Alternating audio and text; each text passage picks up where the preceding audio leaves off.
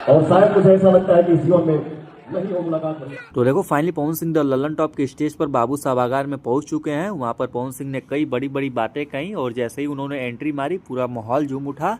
भाई इतना जबरदस्त क्राउड देखने को मिला कि आप सब वीडियो क्लिप में देख सकते हैं। पवन सिंह जैसे ही स्टेज पर पहुंचे पूरा पटना पागल हो गया पवन सिंह के लिए। उनकी एंट्री Y+ कैटेगरी की सिक्योरिटी के साथ हुई, लोग बस उन्हें देखते ही रह गए।